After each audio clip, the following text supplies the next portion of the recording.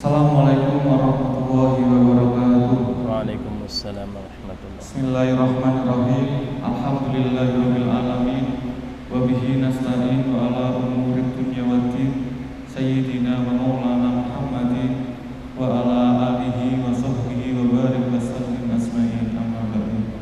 Hadratal muhtaramin para alim ulama kiai khusus dumateng panjenenganipun Al Ustaz Hilal minangan dados badal Ramoyai Hadar Ihsan.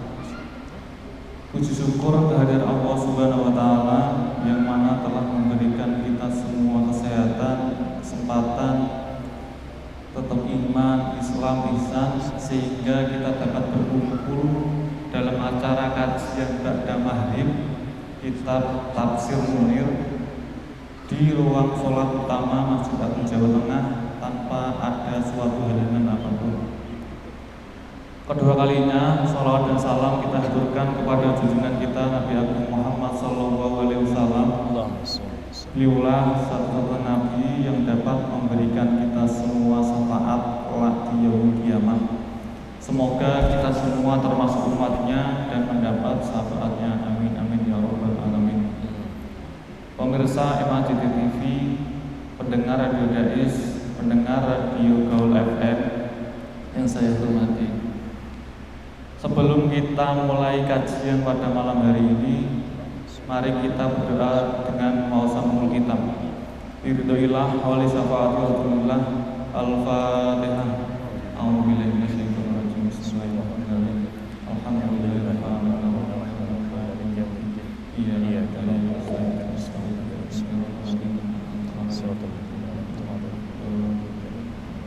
Terima kasih. Selanjutnya kajian Tafsir Munir yang akan disampaikan oleh Ustaz Hilal. Bila mana nanti ada pertanyaan bisa langsung ditanyakan kepada beliau atau ditanyakan melalui chat WhatsApp dengan nomor 089 63 kali 974371. Selanjutnya langsung saja kita dengarkan kajian Tafsir Munir yang akan disampaikan oleh Ustaz Hilal. Teman-teman panjenenganipun Ustaz Hilal, saya persilahkan.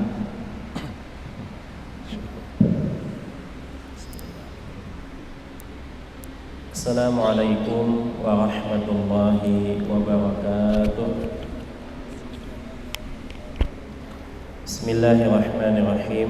Alhamdulillahirabbil alamin. Allahumma salli wa sallim wa barik ala sayyidina Muhammad wa ala alihi wa sahbihi wa man tabi'ahum bi ihsanin ila yaumiddin. Subhanaka la ilma lana illa ma 'allamtana innaka antal alimul hakim. Wa la haula wa la quwwata illa billahil aliyyil azim. Amma ba'du. Hadirin jamaah salat maghrib Masjid Agung Jawa Tengah yang dimuliakan Allah. Pertama, kita bersyukur kehadiran Allah yang telah memberikan taufik dan hidayahnya kepada kita semua, memberikan kita nikmat sehat walafiat, sehingga pada kesempatan kali ini kita bisa bersama-sama duduk di majelis ilmu. Kemudian salawat serta salam kita haturkan kepada junjungan Nabi kita, Nabi besar Muhammad sallallahu alaihi wasallam, yang telah membawa umat manusia dari alam kegelapan menuju alam yang terang benderang, minaz zulumati ilan nur wa ila siratal mustaqim.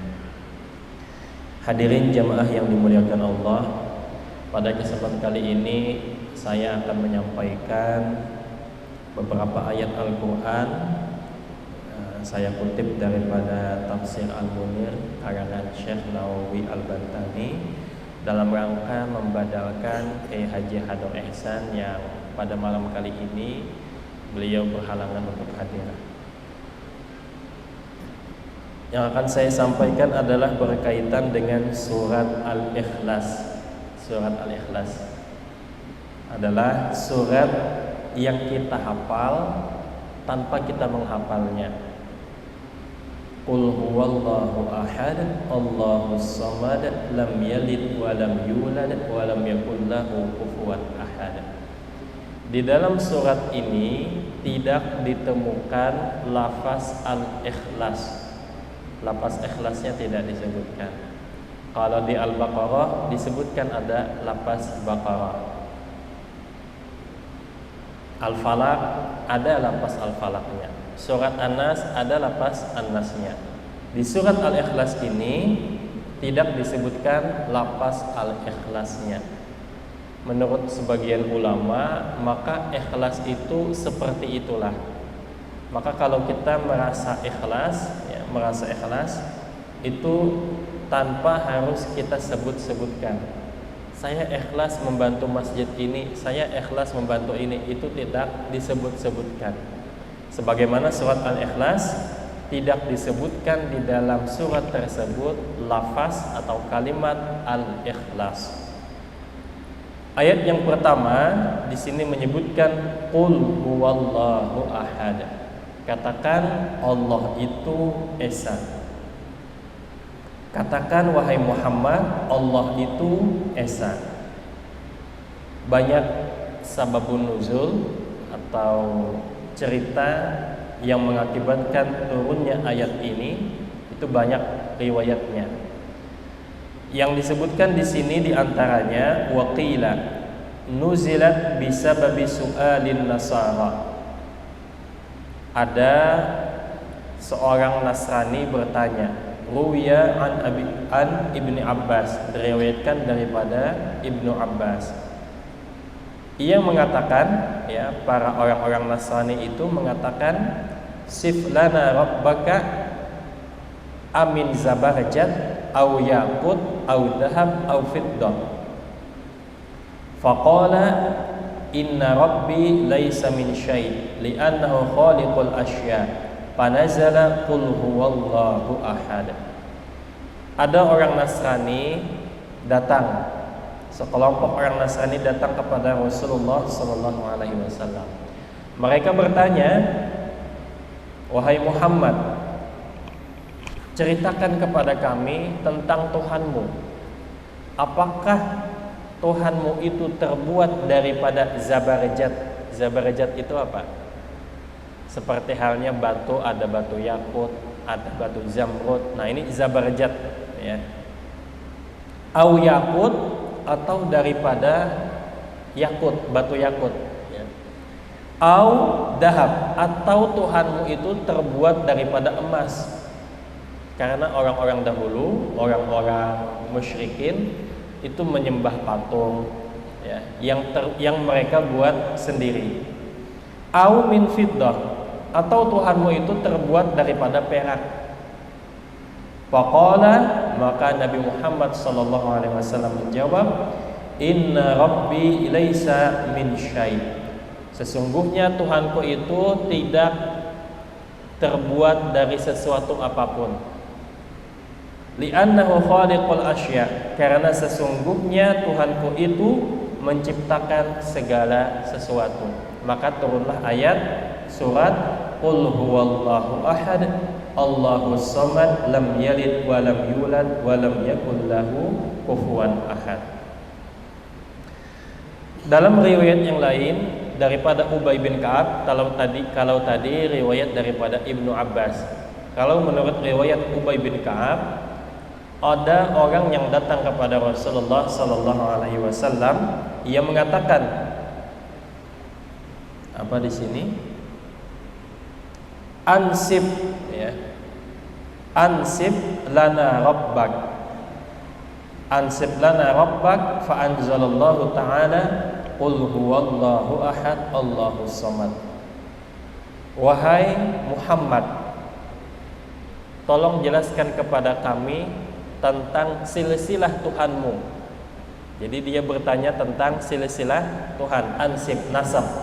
Jadi nasab Allah itu seperti apa?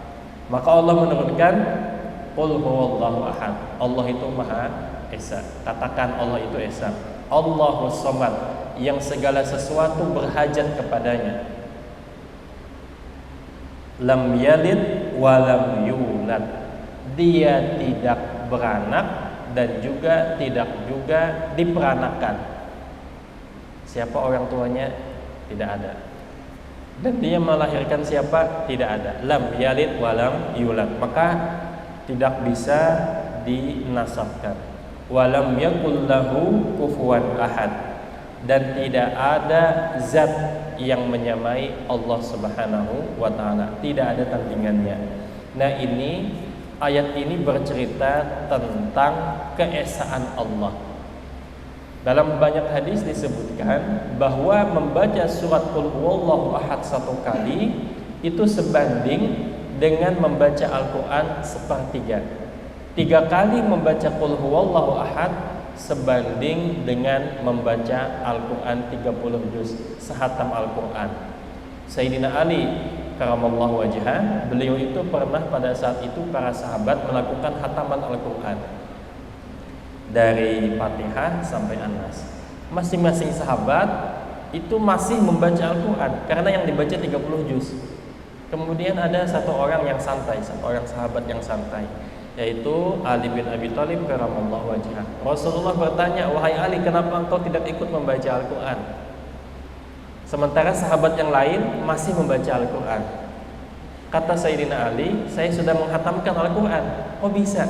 Bukankah engkau mengatakan bahwa 3 kali membaca surat Qul huwallahu ahad itu sebanding dengan menghatamkan Al-Quran?" Nah, akhirnya Rasulullah diam itu tanda setuju. As-sukut alamatul ridho. Ini dalam hadis itu, hadis apa namanya? Hadis takriri, ketetapan Nabi bahwa membaca 3 kali Qul huwallahu ahad itu sebanding dengan menghatamkan Al-Quran. Maka bagus dijadikan amalan bagi orang yang di masa mudanya itu menyia-nyiakan waktu, tapi kemudian sudah usia 50-60 tahun baru sadar, oh ternyata waktu itu begitu cepat. Ingin beramal banyak sudah tidak mampu, fisiknya tidak mampu, semangatnya sudah kendor. Maka amalkan amalan-amalan ringan namun besar faidahnya, besar fadilatnya. Di antaranya membaca Qul huwallahu ahad 3 kali, itu sebanding dengan khatam Al-Quran. Hadirin jamaah yang dimuliakan Allah. Jadi ada juga sahabat Nabi itu dalam hadis disebutkan dia ini ketika jadi imam yang dia baca Bismillahirrahmanirrahim Al-Fatihah, kemudian setelah itu membaca surah, semisal suratnya Wadduha wal laili idza saja, sampai habis, kemudian baru dibaca lagi Qul huwallahu ahad. Setiap kali sholat Fatihah surah Qul huwallahu ahad, Fatihah surah Qul huwallahu ahad. Ini melakukan perkara baru yang tidak diajarkan oleh Nabi. Jadi bahasa orang mereka itu namanya bid'ah ya. Nah, tapi bagaimana respon Nabi?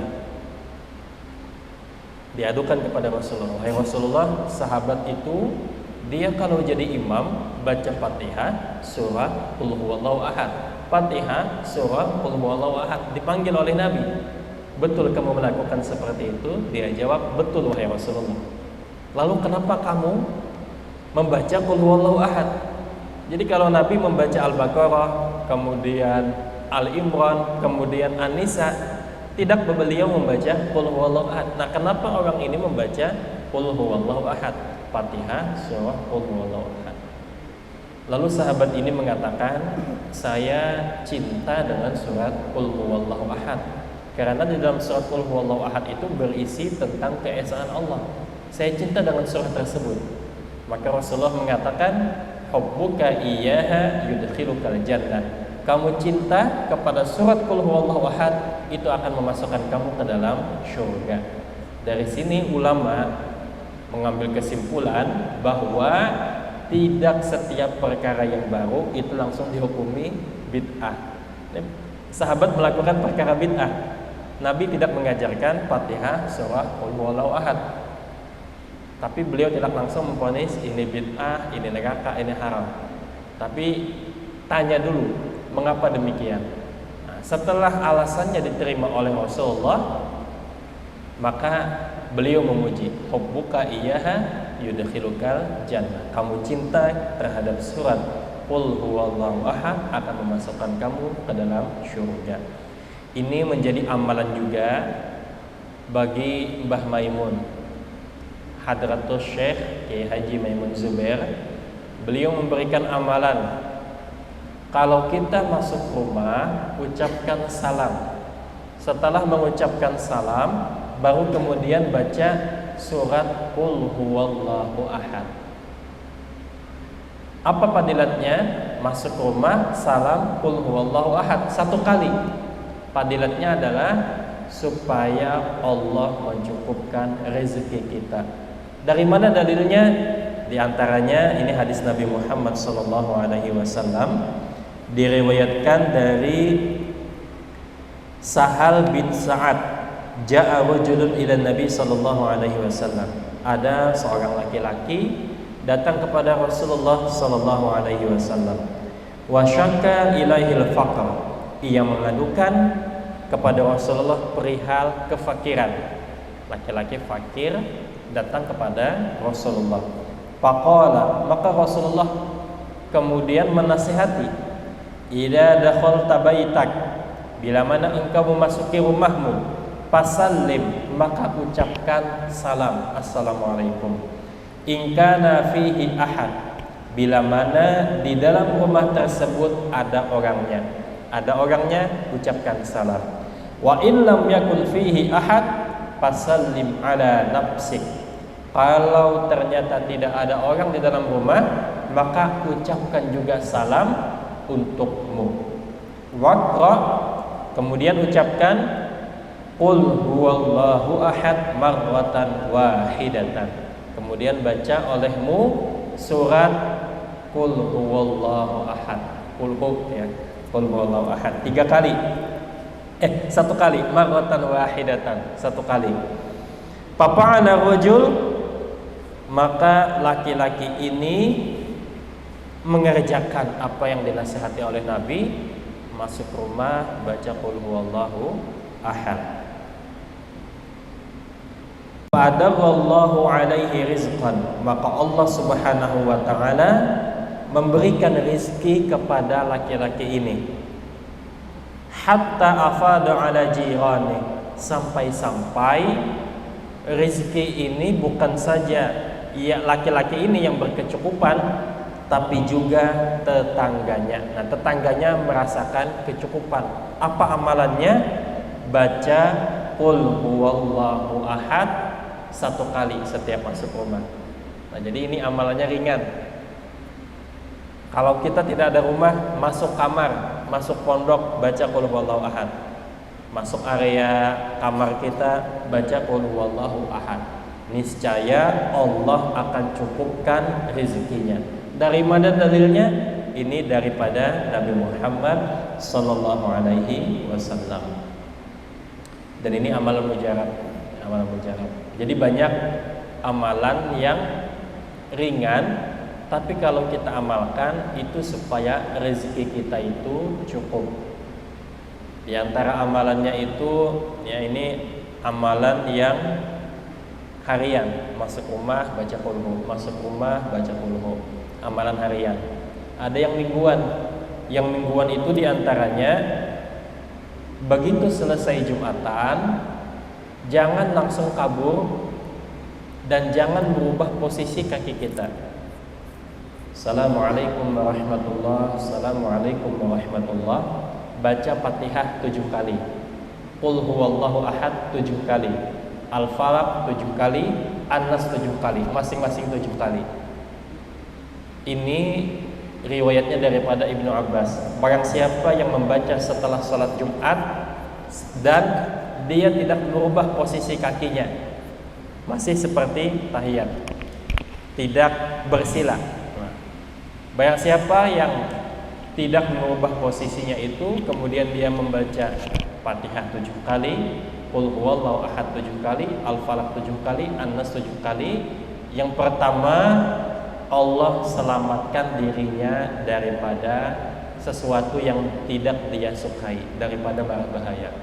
Yang kedua, Allah cukupkan kebutuhannya dari hari itu sampai minggu depan, dari Jumat itu sampai Jumat berikutnya.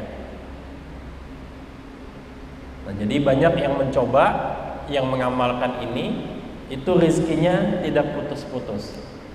Uangnya tinggal 5.000, tiba-tiba datang rezeki yang lain.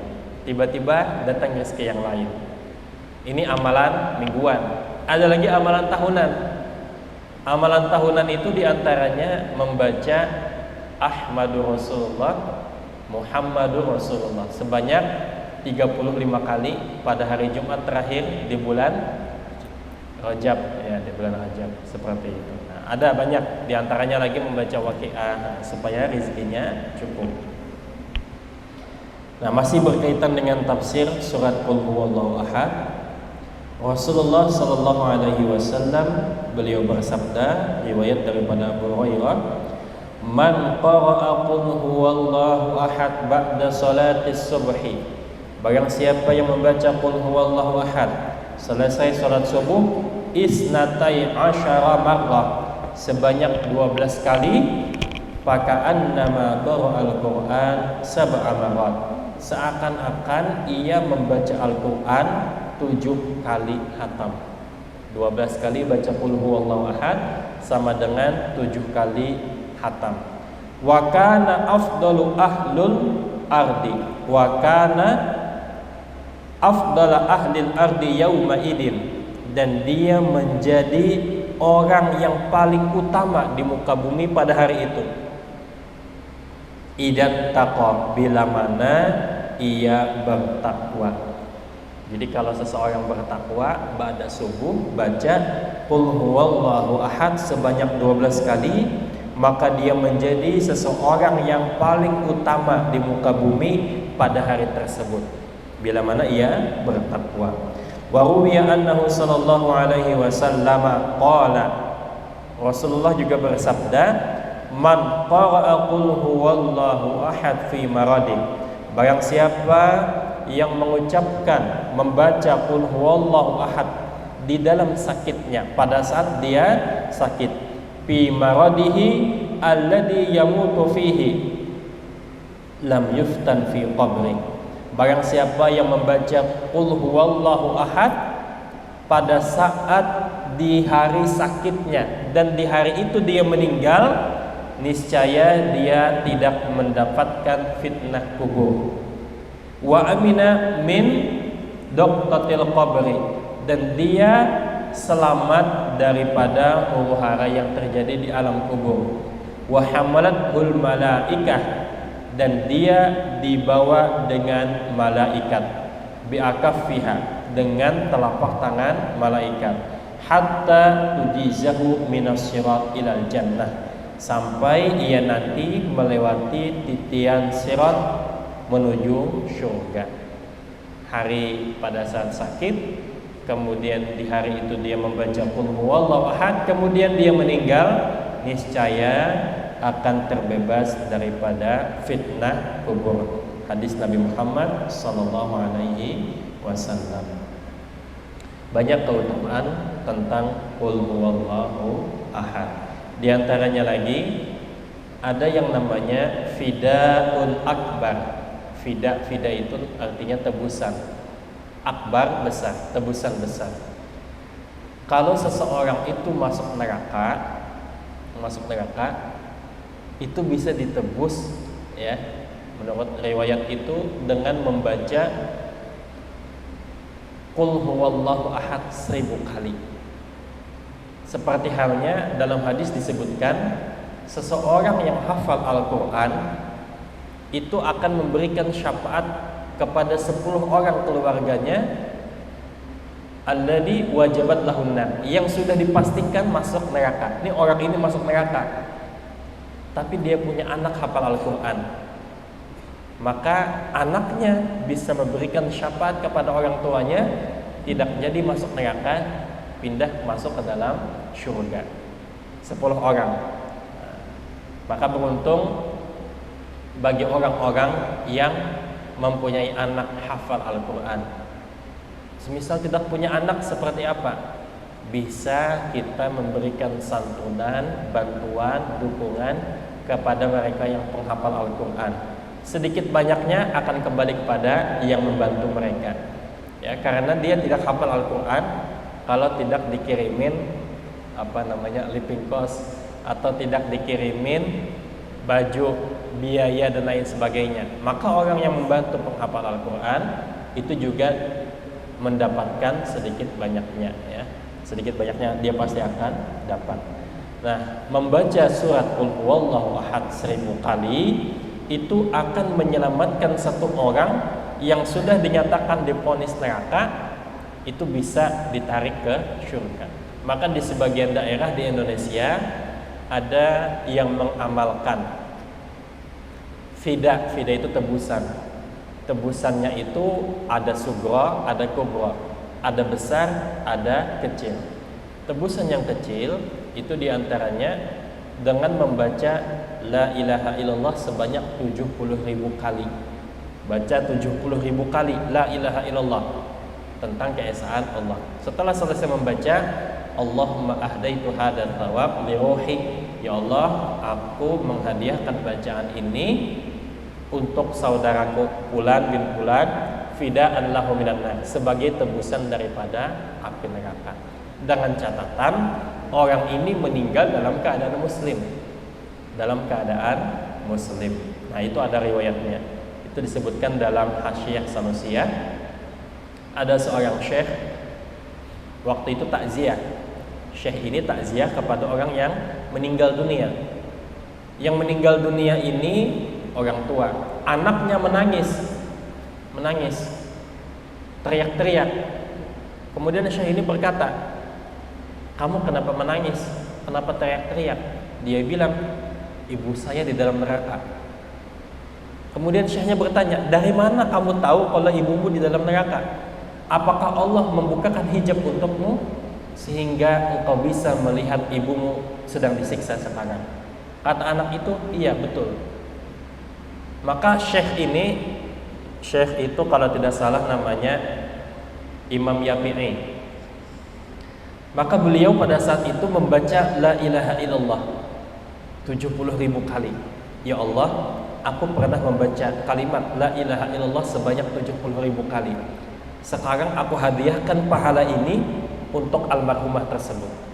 Maka setelah itu anaknya tidak lagi teriak-teriak. "Wahai syekh, orang tua saya tidak lagi teriak-teriak, tidak lagi disiksa. Sekarang orang tua saya sudah aman, sudah nyaman." Maka syekh ini kemudian mengatakan, berarti betul riwayat yang mengatakan 70.000 membaca la ilaha illallah itu sebagai tebusan. Nah, ini namanya fida sugra, tebusan kecil.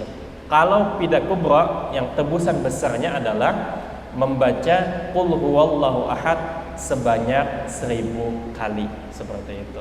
Nah, ini sebagian daerah di Indonesia ada yang mengamalkan. Dan riwayatnya ini disebutkan dalam kitab Usfuriyah. Usfuriyah ada disebutkan di dalam kitab itu. Sebanyak 1000 kali. Itu sebagai tebusan. Nah, maka kita yang masih hidup itu bagus kita sering-sering ikut tahlilan. Tahlilan la ilaha illallah la ilaha. Berapa kali kita tahlilan? Semisal seminggu diundang 1 kali tahlilan. Anggap 100 kali tahlilan. 100 kali dalam 1 bulan 4 kali tahlilan. Setahun berapa kali? 4 kali 12 sama dengan 48. Nah, 2 tahun ikut tahlilan kita setiap minggu 100, setiap minggu 100. Nah, itu 2 tahun itu cukup lebih dari 70.000. Nah, jadi 70.000 itu kata para ulama tidak harus dibaca di dalam satu majelis. Boleh di dalam beberapa majelis ya. Boleh. Dan boleh juga dibaca berjamaah. Semisal banyak orang, masing-masing membaca 100 kali.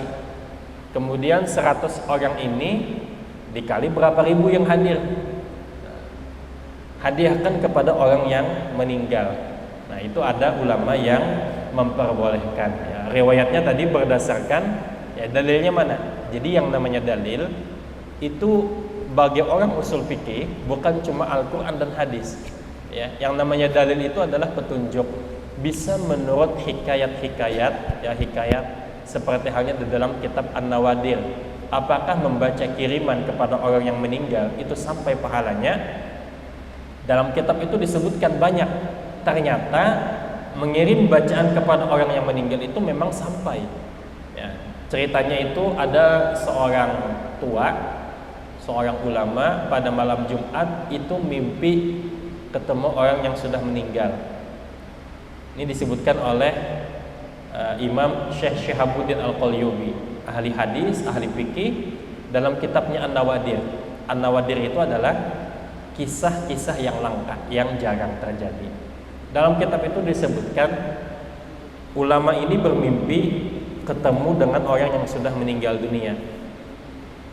Dia bilang, "Wahai orang tua, kenapa engkau sedih? Sementara ahli kubur yang lain itu dalam keadaan bahagia, senang, kuburnya terang. Kenapa kuburmu sendirian yang gelap?" Jadi kata yang almarhum itu, "Saya punya anak, tapi anak saya tidak ada ngirimkan bacaan ke saya. Tetangga-tetangga saya yang lain, sahibul kubur yang lain, ya, ahli kubur yang lain, itu dikirimi oleh anak-anaknya bacaan, doa, dikirimi oleh anak-anaknya, maka kubur mereka menjadi terang. Sementara kuburku tidak dikirimi bacaan. Tolong sampaikan kepada anakku supaya mengirimkan bacaan, surah, doa untuk aku." Maka setelah bangun dari tidurnya, Syekh ini kemudian mencari anaknya. Cari anaknya, ketemu. Dia bilang, "Tadi malam saya ketemu sama orang tuamu." Nah, terus apa? "Orang tuamu berpesan supaya kamu mendoakan orang tua." Ya, supaya mendoakan orang tua. Akhirnya pada malam Jumat, anaknya ini mengirimkan bacaan doa kepada orang tuanya.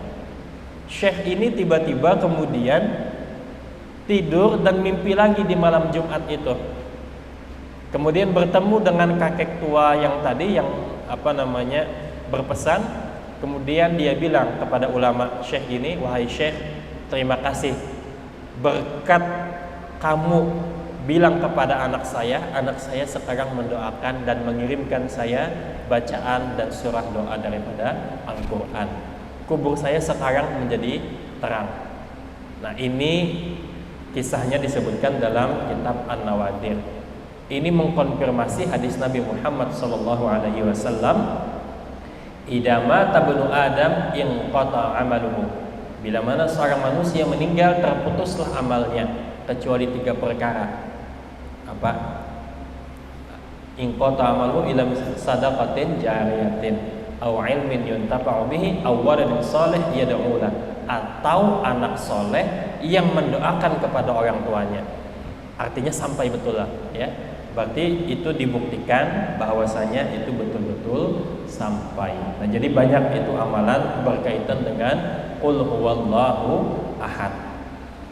Hadirin jamaah yang dimuliakan Allah, barangkali sebelum diakhiri ini sebentar lagi mungkin ada pertanyaan, silahkan. Saya persilakan kepada santri bila mana ada pertanyaan. Silakan.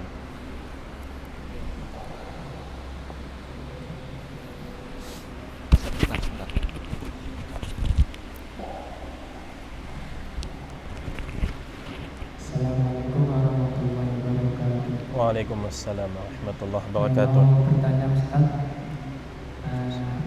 apakah tahlilan dan lain sebagainya yang diharamkan untuk dari golongan Muhammadiyah itu namanya tetap haram atau masih berbeda pendapat? Assalamualaikum warahmatullahi wabarakatuh. Waalaikumsalam. Apakah tahlilan haram gitu ya? Orang yang berdosa, dia berzina, dia menyembah patung, kemudian dia mengucap tahlil kalimat la ilaha illallah, dosa-dosanya diampuni semuanya. 70 tahun dia melakukan maksiat, 70 tahun dia melakukan menyembah berhala. Ini syirik, ini dosa yang paling besar. Mengucap tahlil 1 kali la ilaha illallah dosa-dosanya diampuni oleh Allah Subhanahu wa taala. Itu baru satu kali, apalagi tahlilan berkali-kali, ya. Kok bisa haram? Aneh juga, ini mazhab apa gitu kan? Jadi mazhab apa kalau ada orang yang mengharamkan tahlilan? Apakah bisa menjadi haram? Bisa menjadi haram manakala semisal tahlilannya itu tengah malam pakai mikrofon mengganggu orang yang sedang tidur, maka haram hukumnya.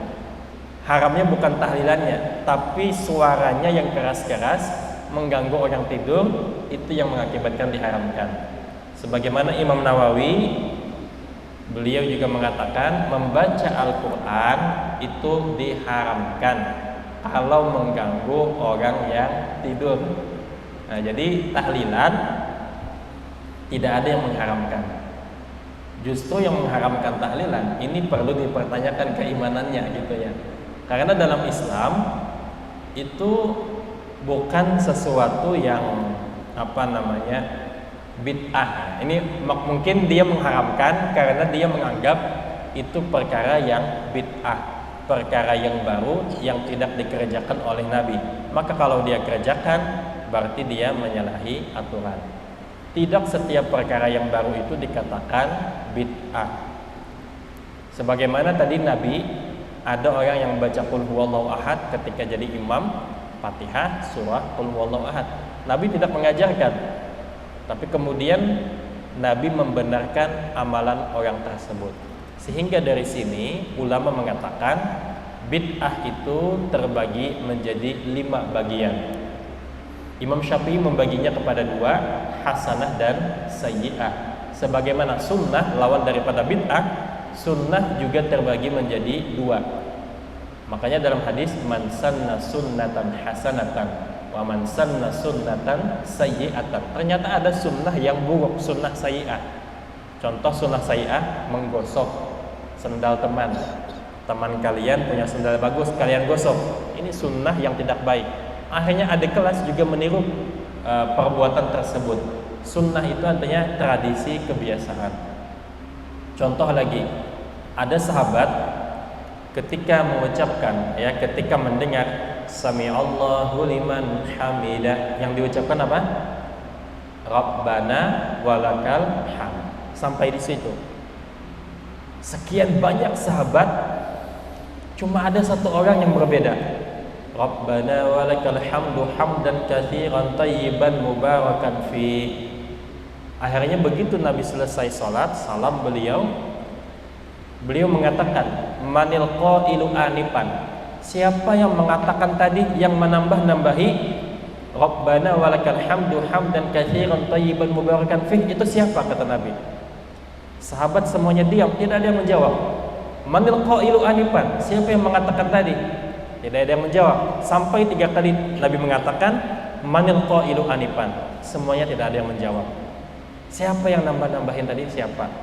Kemudian beliau mengatakan, ra'aitu bid'an wa salasina malakan yaqtadirun.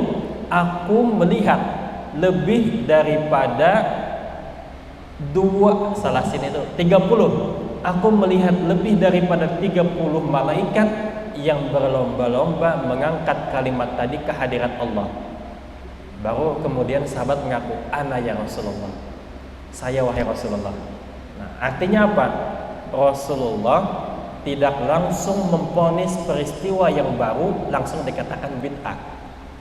Ini perkara baru, ini hamdan katsiran thayyiban mubarakan fi, perkara baru. Nabi tidak mengajarkan, tapi beliau tidak mengatakan bid'ah, malah memuji. Malaikat berlomba-lomba mengangkat kalimat ini ke hadirat Allah Subhanahu wa ta'ala. Maka diumpamakan, habis waktunya, muazin belum datang, dilanjut. Maka diumpamakan sesuatu yang baru itu jangan langsung dihukumi, lihat dulu isinya apa. Sebagaimana nasi kucing, itu bukan kucing yang kita makan. Yang kita makan adalah nasi porsinya kecil. Maka apa hukumnya nasi kucing? Haram, itu bagi yang tidak tahu. Bagi yang tahu boleh. Hot dog artinya apa? Anjing panas. Apakah hot dog haram? Tidak. Dilihat dulu isinya. Oh ternyata baik, maka boleh. Begitu juga dengan sesuatu yang baru, yasinan, tahlilan, managiban, lihat baik buruknya. Kalau di situ baik, maka termasuk daripada hasanah. Wallahu a'lam bishawab. Wassalamualaikum warahmatullahi wabarakatuh. Afwan.